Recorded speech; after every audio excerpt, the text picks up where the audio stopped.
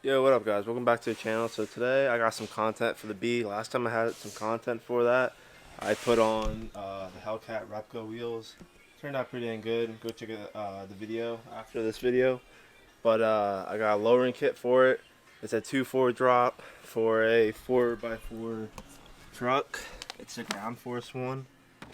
And yes, I'm putting a lowering kit on a 4-wheel drive truck because I can. So that's that. So I guess I'll get started with it. I already have wheels off and it's all jacked up and stuff. And I'm gonna start taking apart leaf springs, shocks. I'm basically gonna take everything apart so the drive shaft or the drivetrain's just hanging there. And then I'll pick up when that's all done and then start putting on new stuff. Alright, so we got everything off now. Thanks to Connor over here helping out. So we got all the shocks off, leaf springs, everything's basically off. I didn't disconnect the drive shaft or cut my exhaust yet because you have to cut the exhaust. But yeah, I still gotta do the transmission. There's a spacer that you have to put in. I guess like this. I guess it has to go in. But yeah. So that's all off. So I guess we'll start putting everything back on. All right. So after a long day of trying to get this done, we finally have it done. Took a lot longer than we thought it would be, but we got it all done. So this is pretty much what went down.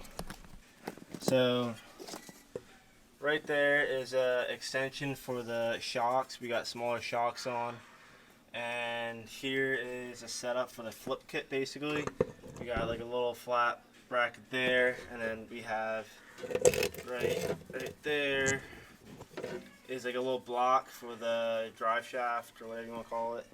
And then another plate on the bottom, and then we had to replace the bump stops.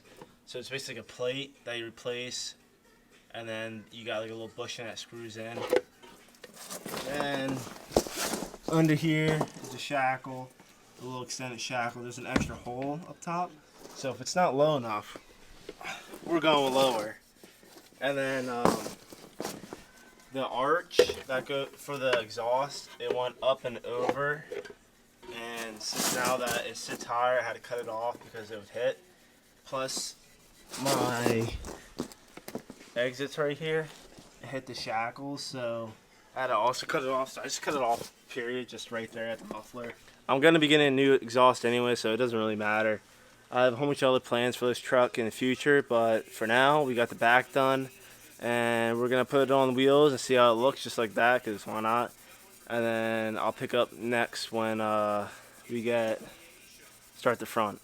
Alright, so now we're working on the front end and we have it jacked up and everything. We already got one side done and we're working on the torsion bars, so we got one in already. So this is the old one and this is the new one now.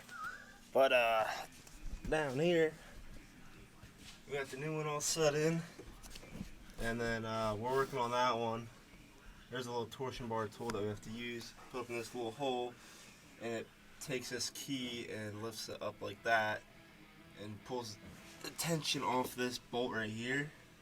And then we can take that out. This flops down somewhat, and then this whole bar right here comes out from under there, slides forward, so you can take this out, and then this slides back, and yeah. We're just gonna get that done, and then we got shocks and bump stops, and then it should be all done. So I'll pick up when we're done with the torsion bars and the shocks and stuff. So we basically got the whole truck back together. This video is so jumpy just because we were running into all kinds of issues and stuff. But we got it all together, as you can see, but we kind of messed up, and we put the torsion bars in first in the different torsion key, whatever you want to call it, before we put the shocks on. So we couldn't put the shocks on because we couldn't lift up the front A-arm. So we had to undo the torsion bars and then put the shocks on, and then tighten the torsion bars back up. And it looks pretty good. I thought it'd be lower than what it is, but definitely is a big difference than what it was. There's not nearly as much of a gap between the wheel. Oh, don't look at my rust. Don't look at that. Wheel and fender, but yeah, it looks pretty good. Yeah, like front, it looks pretty dang nice. It's at a good height, I'd say. pretty nice height.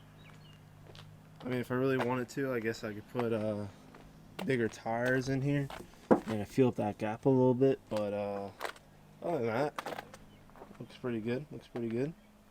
Got a little rear view of it. But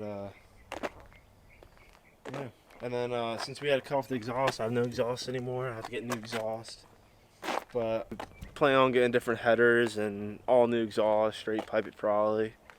And there's a lot of other stuff I want to do to it, so make sure you subscribe and follow the build. When it gets nice out and the sun's out, I'll take some like videos, cinematic videos or whatever, but yeah, I'll roll that right now.